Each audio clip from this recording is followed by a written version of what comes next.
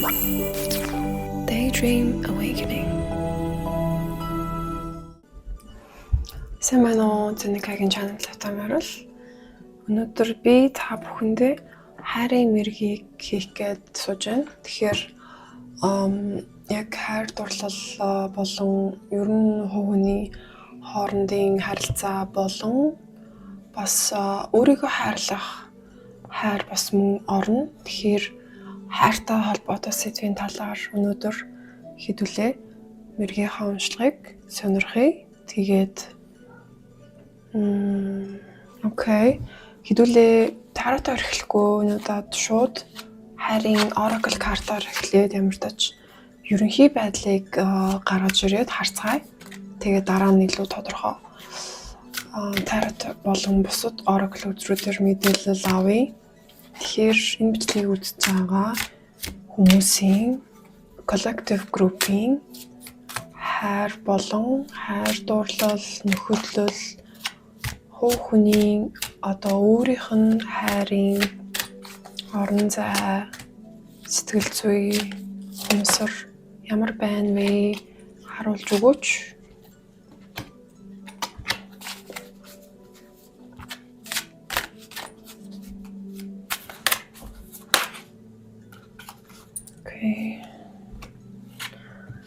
Замартач ихний 4 үсэр маань гараад ирлээ. Дахиад нэг гаргах хэрэгтэй маань. Окей. За. Хамгийн ихний үсэр маань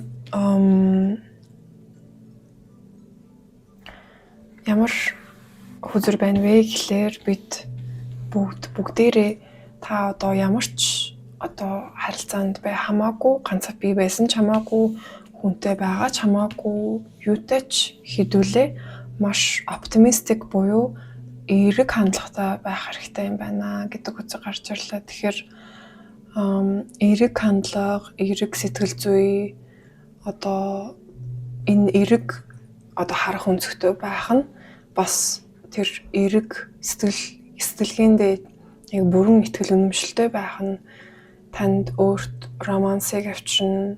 Ганц би байсан ч гэсэн та өөртөөгөө гоё романтик байх бас боломжтой. Нөхөрлөл, гэр бүл, хайр дурлал, хувь хүний өөрийн хайртай энэ бүгдэнд нь эрээр хандлагатай байгаарай гэдэг үнцэр хамгийн түрүүнд гарч ирсэн. За энэний дараачих нь хүзэр болохоор хит хамааралтай байгаа талаар хүзэр гарч ирсэн. Тэгэхээр хамааралтай байна гэдэг нь ерөнхийдөө relationship type дээр хит хамааралтай, anxious хамааралтай, эсвэл avoidant хамааралтай гэдэг бас сэтгэл зүйдээр хуваарлцсан ангилсан байдаг шүү дээ. Яг тэрний ерөнхийдөө anxious буюу ийм байнгын анхаарал шаарддаг, байнгын хамт байхыг хүсдэг, байнгын ерөнхийдөө ийм аюулгүй харилцааны орон зайг ирмэлзэж байнга анхаарлыг шаарддаг ерөнхийдөө тийм хүмүүст хамааралтай гэсэн үг. Тэгэхээр тэр хүмүүс маань бусад хүмүүсийн тэр анхаарал, бусад хүмүүсийн тэр хайр халамжинд хит хамааралтай байгаад байдаг нь өөрт болон бусдад хортой байгаад байдаг юм аа. Тэгэхээр энэ нь таны өөрийн энергийг ч хумслана. Бусад хүмүүсийг ч гэсэн ерөнхийдөө өөрөөсөө түлхэх тийм хэцүү токсик зан чанар гаргаж ийна гэж ойлгож байна. Тэгэхээр энэ бичлэгийг үзэж байгаа хүмүүс ямар нэгэн зүйлд хамааралтай те. Энэ нь ингээд зөвхөн хайртай дотны хүмүүсийн анхаарлаар дутаж хамааралтай байхаас гадна бас ялангуяа сошиал медиа хөгжсөн байгаа орчинд бид нар ингээд бусад хүмүүсийн лайк те, view, comment ч юм уу янз бүрийн тиймэрхүү юмнуудаар бас хит ингээд хамааралтай байх магадлал ерөнхийдөө байж магадгүй. Тэгэхээр бас та өөрийгөө юунаас хит хамаарад байна? Өөрийн чинь үнс нь юунд хит уяатай байгаад байна? Тэрийг ажиглаараа бидний бүгдийн үнс нь маань ямар ч өөртөөс мань гадуур зүйлээс хамаарах ёсгүй. Энэ бол бүр ингээд ёсгүй гэж та бүхэнд хэлье. Яг бидний өөрсдийнхөө үнэлэх үнс нь өөрсдийгөө хайрлах тэр хайр те өөрсдийгөө хүндлэх тэр хүндлэл болон ерөнхийдөө өөртөө итгэлтэй байна гэдэг чинь яг л дотроос ч л гарч ирдэг тийм хиннээс ч хамаарахгүй зүйл байдаг. За тэгэхээр ямар нэгэн зүйлд та хамааралтай байгаа бол тэрийг өөрөө нэгт мэдээж анхааралтай авсан байх үед ерөнхийдөө ингээд давн дийлэхэд хамаагүй амар байх болно. Тэгэхээр зүгээр яг багаар тэр хамаарлаасаа салахыг үнэхээр хичээгээд өөрөөсөө дотроосоо ад жаргалыг дотроосоо тэр өөртөө хайр халамж анхаарлыг өөртөө өгөөрөө гэж хэлмээр байна. Тэгэхээр ямар нэгэн зүйлд дондцсон дондолт бас орно. Тэгэхээр энэ бүгдээ анхаарах хэрэгтэй байна. Тэгжээч хэдүүлээ.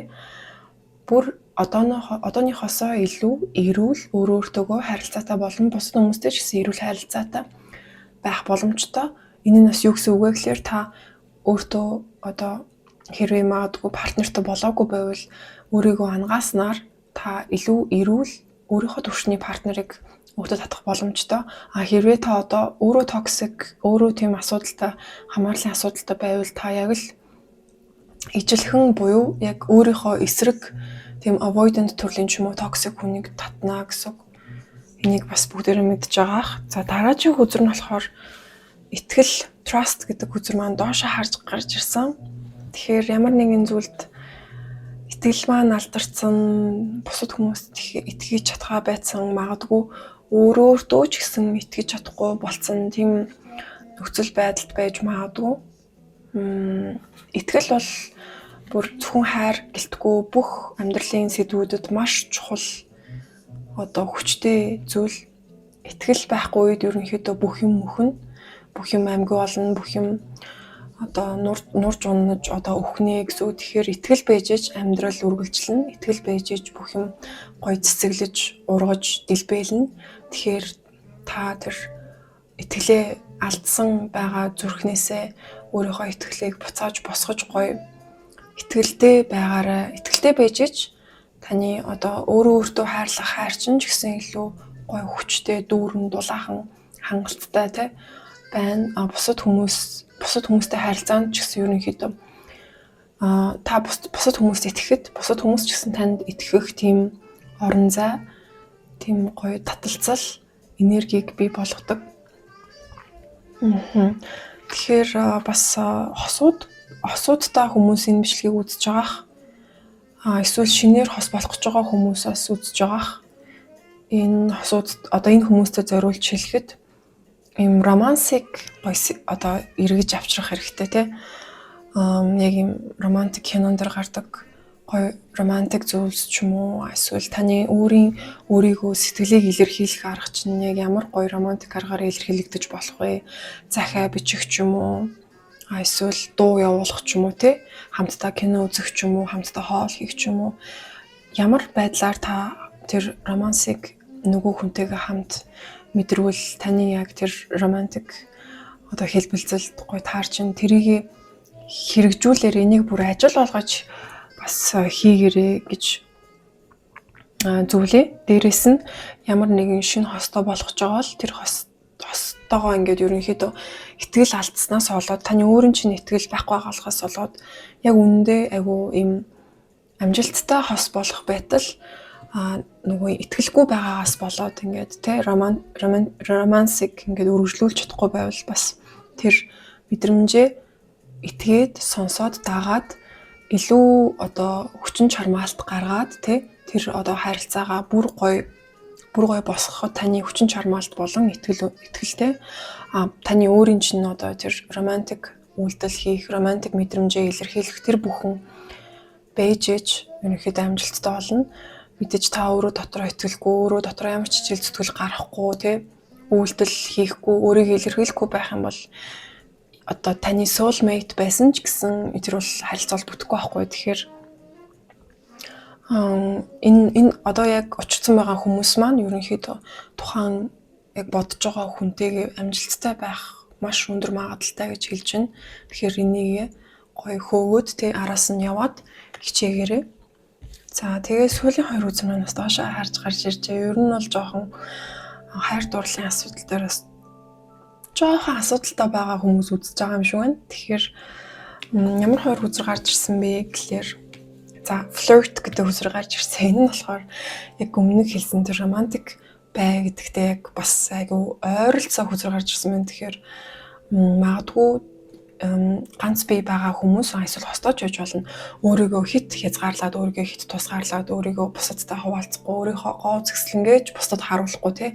Өөрийнхөө гоо зэкслэн гэдэг чинь зөвхөн гадаад биш, бас дотоод гоо зэксэл орно. Тэгэхээр өөрийнхөө тэр сайхан сэтгэл, сайхан одоо инээдтэй байдал ч юм уу те юу гэдгийг хуваалцмаар байгаа зүйлс тэр бүгдээ ингээ бусдад хуваалцахгүй хар чинь бусад хүмүүс таны тэр гоо үзэсгэлэн яаж байгаа гэдгийг мэдх юм бэ. Тэгэхээр өөрийнхөө тэр гоо үзэсгэлэнгээ бас бусад би тавтаж хэлье. Доторх гоо үзэсгэлэн бас хэлж байгаа шүү хамгийн чухал нь. Тэр доторх одоо өөрийнхөө personality те өөрийнхөө тэр charm одоо юуж байж бол хүн болгонд өөрсдийнх нь маш гоё, содон, онцгой гоё гоо үзэсгэлэн байдаг. Тэр гоо үзэсгэлэнгээ бусдтай хуваалцаарай, бусдтай флирт хиймээр байгаа хүнтэй флирт хийгээрэй гэж бас хэлье. Тэгээд хамгийн сүүлийн хүзэр болохоор өөрийгөө чөлөөл гэдэг хүзэр доошоо гарч ирсэн. Тэгэхээр та бас хитрхээ өөрийгөө ингээд хашаан дотор харцсан сэтгэл зүүн хувьд те сэтгэлгээний хувьд өөрийгөө хит ингээд тусгаарлцсан. Тэгээд гоё чөлөөтөө өөрийнхоороо нээлттэй байж чадахгүй байгаа юм шиг байна. Тэгэхээр одоо хэдүүлээ буцаад энэ хашаанаасаа гарах хэрэгтэй. Буцаад өөрийнхөө яг жинхэнэ тэр төрхөндөө орчиж те өмсмөр байгаа зүйлөө өмсөж, хиймэр байгаа зүйлээ хийж, уулзмаар байгаа хүмүүстэйгээ зоригтой уулзъя гэж одоо санал төвшүүлдэг ч юм уу. Дээрэс нь өөртөө үнэнч байж өөрийгөө чөлөөлнө гэдэг чинь юу гэсэн үг юм бэ гэхээр өөртөө үнэнч байхыг хэлж байгаа буюу яг та өөрийнхоороо нэг жинхэнэ өөрийнхоороо бусадтай нийгэмд харилцаанд орно гэсэн үг. Тэгжиж та яг өөрт чинь ч ингээд аз жаргалтай, өөрт чинь маш тийм их энергитэй, тэ цаанаасаа тийм эрч хүчтэй байх болно. Хүн өөрийгөө харцсан, өөрийгөө чөлөөлөөгүй байхад бол бие бариад яг өөрийнхоороо байж чадахгүй хаалттай байгаад байдаг үед өөрийнх нь тэр гоо үзэсгэлэн, дотоод гоо үзэсгэлэн бол дарагдаад таныг магадгүй хайрлах боломжтой, хайрлахад тохиромжтой тийм soulmate чинь одоо чинь таны амьдралд ингээд учирсан хүрээлдэж ороод ирсэн байлаа гэхэд таны тэр гоо үзэсгэлэн та өөрийгөө хашснаас болоод харж чадахгүй байх тохиолдол байж болно. Тэгэхээр өөрсөйгөө гоё чөлөөлнө гэдэг нь ерөнхийдөө яг өөртөө үнэнч байна гэсэн үг шүү. Бусад хүмүүсийн одоо өмсөж зөөх те бусад хүмүүсийг одоо амжилттай байгаагаар нь за би ийм байвал амжилттай одоо хүмүүс таалагдах юм байна гэдэг тэр дагах биш. Яг өөрийнхөө хүн болгон өөрсдийнхөө дотоод гэрэлтэй тэр дотоод гэрлээрээ гэрэлтгийг хэлж байгаа. Тэгэхээр тэр дотоод гэрлээ олоо дотоод гэрлээрээ гэрэлтээрээ. Окей. Одоо хэдүүлээ. Дахиад нэг энэ хүзэр намайг дуудаж байна. Энэ амар хөөрхөн юм. Япон зохиолчийн cute хүзэр байгаа.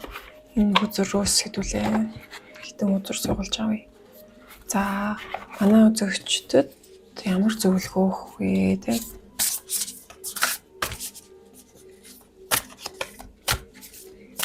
Нэг чухал хүзэр гарч ирэх гээд. Окей. Энэ бол яг chill out гэдэг Gemini new moon-ийн хүзэр байна. Тэгэхээр шинэ эхлэл таныг хүлээж байна. Ерөнхийдөө ингээд шинэ харилцаа магадгүй эсвэл та өөртөөгөө харилцаж байгаа харилцаанд бүр илүү гоё эрүүл болоод шинэ хуудас эхлүүлэх цаг ирсэн байна. Гэхдээ танд амрах хугацаа хэрэгтэй. Та өөрийгөө хитрхи шахаад, хитрхи одоо хүчлээд эсвэл өмнөх зүйлсүүд дээрээ хитрхи ингэж одоо хүн дээр хүлээж аваад хит их ядарсан бололтоо тэгэхээр жоохон амрах хэрэгтэй. Амраад сайхан ирч хүчээ нөхөөд тэгээд өөрийгөө тордоод өөрийгөө хайрлаад дуртай зүйлсүүдээ хийгээд энэ дээр ингээд тийм дондолт архитай мэгтэй эсвэл шоудах ч юм уу сайхан иймэрхүү ингээд жоохон юм сатаарлын амралтыг бол би хэлээгүй шүү. Сатаарах амралт гэдэг чинь ерөнхийдөө яг жинхэнэ амралт болж чадахгүй. Харин ч өөртөө жигнэсээ нүүр тулаад одоо яг бүр байнга ажиллаа хийгээ завгүй байдаг. Эсвэл байнга өөрийгөө сатааруулаад хүмүүстэй уулзаад байдаг бол та өөртөө цаг гаргаад яг нүүр тулах хэрэгтэй юмтайгаа нүүр тулаад чинь одоо ингээд уйлах хэрэгтэй байсан бол тэр уйлаад ингээд гарах юм бол тэр чинь бүр хамаагүй илүү эрүүл хэрэгтэй сүнсний хамралт болно. Тэгэхээр яг жинхэнэ амралт авах хэрэгтэй байна. Магадгүй ажилласаа чулаав те магадгүй ертөнцөөс төр зуртаа тасар тэгээд өөртөөгөө яг жигнэсээ ярилц. Тэгээд жоохон өөртөө амархан бүх зүйлийг ингээ болгох хэрэгтэй. Амьдралыг амархан болгох хэрэгтэй. Тэгвэл бол ингээд бүх юм хүнд хэцүү ингээд санагдаад тийм дарамттай байж болохгүй. Тийм үед таны амьдралд хэрхэн яаж та өөрийгөө ч хайрлах вүлээ те бусад хүмүүс ч таныг хайрлах вүлээ. Тэр орон зай нь бүрдээгүй байна гэсэн үг. Тэгэхээр тэр орон зайг хэдүүлээ бүрдүүлэх хэрэгтэй. Окей. Дараагийн өдрөөс бас дахиад нэг юм уу хоёрыг ямар зөвлөгөө өгөх. Хэрвээ л харагдаад байна да. Сонс гинэ. Окей, паузлаад сонсоод тэгээд өөртөө болон бусдад өөрийнхөө хайрыг зориул. Тэгэхээр яг өмнөх өдрийн хэлсэнчлэн танд яг тийм амралтын паузын цаг хэрэгтэй байна. Та хизээ сүлд гадаа гараад те мод навч ямар гоё юм бэ, хүмүүс ямар хөөрхөн юм бэ гэд бүх юмны сайн сайхныг гоё үзэсгэлэнтэй талыг харж чадсан бэ. Хэрвээ тэгж чадаагүй бол та маш тийм хүнд хэцүү харанхуй нөхрөө унтсан байгаа болохоор тэр гэрэлтэй зүйлсүүдийг харж чадахгүй байна гэж ойлгоорой. Тэгэхээр гэрэлтэй зүйлүүдийг харахаар өөртөө цаг өг, өөрийгөө сонс, өөрийгөө болон дотны магадгүй устан хүнсжүүл дотны хүнээ сайн сонс, магадгүй дотны хүнээс асуу тий. Яг ингээд гоё ярилцах цагийг бий болгоод яг чи яаж ин тий how are you like ер нь ойрд яаж ин хуваалцмаар байгаа зүйл юу байна гэд магадгүй уудлаад тэр хүн чинь ингээд таныг тэгж ярилцахыг хүлээгээд магадгүй байж исэн байх. Тэгэхээр аль талдаа ингээд завгүй хоорондоо ч өлегтэй ярилцаж би биний илэрхийлэх цаг гарахгүй яваад исэн бол тэр би бинээ сонсох, би бинээ илэрхийлэх тэр цагийг гаргаарай. Тэгээд бусдад өөрийнхөө хайрыг гоё бэлэгэл. Яг хүн өөртөө гоё хайрыг бэлэглээд өөрийгөө хайрлаад халамжлаад ирэхээр бусад хүмүүст ч гэсэн тэр хайр халамжийг өгөх маш их тийм хайрын энерги ерөнхийдөө ингээ бэлэн гараад ирчдэг. Хэрвээ бусад хүмүүст ямар ч юм хайр халамж өгөх ирч хүчгүй байгаа бол та өөртөө хангалттай өгөөгүй болохоор бусдад ч өгөх ерөнхийдөө хайрын тэр сав гэхүү те хайрын тэр хүч нь байхгүй байгаа болохоор тэгж байгаа гэсэн үг. За хэдүүлээ энэ уншлагаа яг main target-насаа 1 2 3 өдөр гаргаад дуусгацгаая. Ерөнхийдөө бол айгүй ойлгомжтойсэн гэж найдаж байна. This okay. Өдөр гарч ирж байна.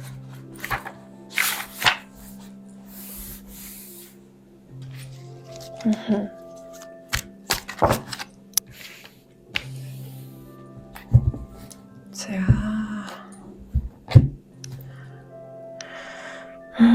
Хамгийн эхлээд ийм доошоо уруу харсан hanged man хүзэр гарч ирсэн. Hanged man окей. Энэ нь болохоор өөртөө үнэнч байх. Өөрийнхөө тэр зогссон газараа итгэл үнэмшилтэй баттаа зогсохтэй бусад хүмүүсийн эсвэл дотны хүнийхээ тэр золиос нь болохгүйгээр та өөртөө эхлээд хамгийн үнэнч байх хэрэгтэй. Тэгээ дээрэс нь дахиад яг нэг өөртөө цаг ав амралт ав гэдэг чинь бас яг энэ үзэр дээр хамааралтай. Ерөнхийдөө жоохон удаашраад өөртөө үнэнч байгаарай. Яг өөрийнхөө үн цэнийг тодорхойлцсон өөрийнхөө үн цэндээ үнэнч хэрвээ та өөрийгөө золиослох шаардлагатай байвал энэ бол маш муу харилцаа, буруу харилцаа гэдгийг ойлгох хэрэгтэй. Хүн нөгөө хүнээ сонгохоос илүүтэйгээр өөрийгөө сонгох нь яг нөгөө хүнээ сонгож байгаатай ижил хэмжээний маш эрүүл харилцаанд илтгэдэг. Нөгөө хүн чинь таныг өөрийгөө зориулсан гэд шаардаад байвал энэ бол токсик харилцаа. Тэгэхээр та тийм ямар нэгэн токсик магадгүй харилцаанд орсон байвал үүнээсээ гараарай гэдэг одоо зоригийг бас танд өгье.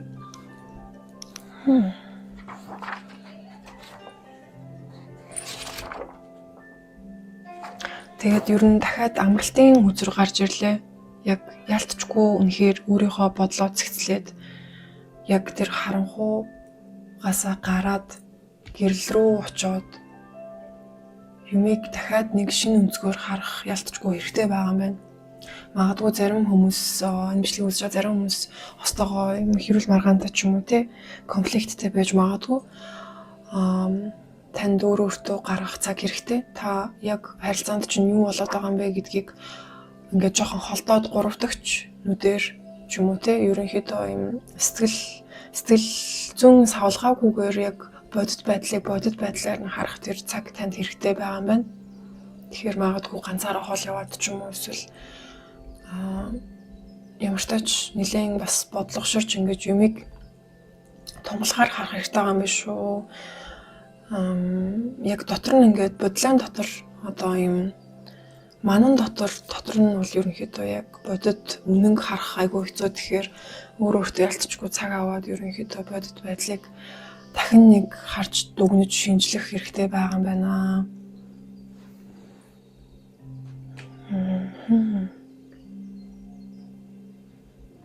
Тэг ялцчихгүй бас яг зарим хүмүүсийн хувьд бол яг харилцааг энэ дуусгах одоо миний өмнө хэлсэн зөвлөгөөнүүд болохоор хөвчлэн яг шинэ харилцаанд орох гэж байгаа хүмүүстэй таата харилцаа байна шүү гэдэг мессежийг өгсөн. Сүүлийн хэсэгт бол ерөнхийдөө яг харилцаандаа удцсан байгаа хүмүүст зориулж хэлж байгаа. Ер нь бол тохиромжгүй харилцаа байх магадлал маш өндөр байна. Тэгэхээр мэдээж би шууд танд ингээд салж сарна гэж хэлэхгүй.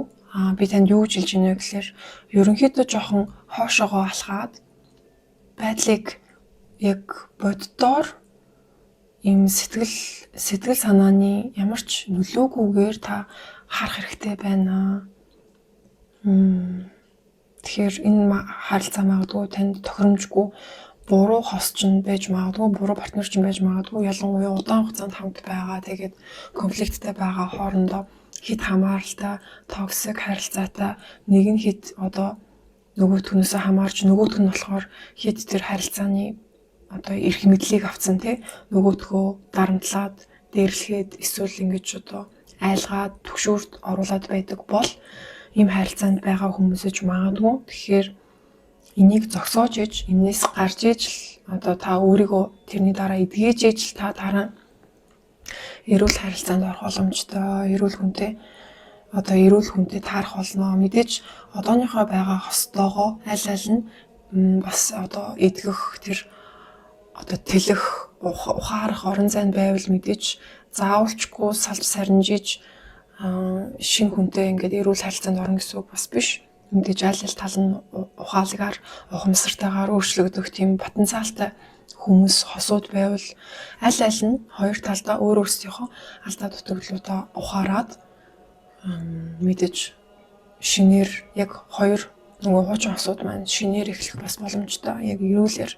Гэхдээ тэхийн тулд та хоёрт аль нь цаг хугацаа тэр тонголог юмыг харах орон зай болон яг ийм сэтгэл санааны савлгаагүй юмыг яг боддоор харах хэрэгтэй байгаа шүү. Тэгжээж яг хоёуланд нь өөрчлөгдөгч засрах боломж байгаа юу? Эсвэл үнэхээр дуусгах хэрэгтэй юу гэдгийг мэдэх боломжтой. Танд өөрт хариулт орж ирэх болно. Сүүлчийн Oracle хүзрээ өргөдүүлээ. Энэ уншилгаа дуусгацгаая.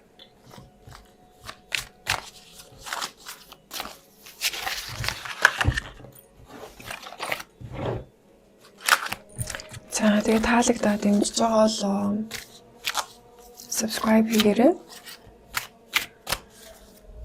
Бас комент үлдээгээрэй. Сэтгэлдээ.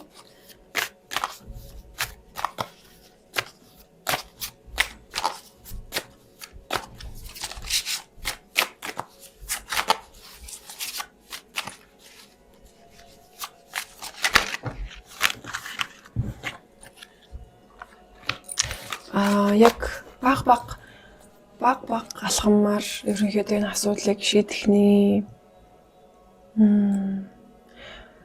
тийм гинтийн том шийдвэр гэхээсээ илүү ерөнхийдөө ингээд багаар юу болохгүй байна гэдгийг анзаарах те.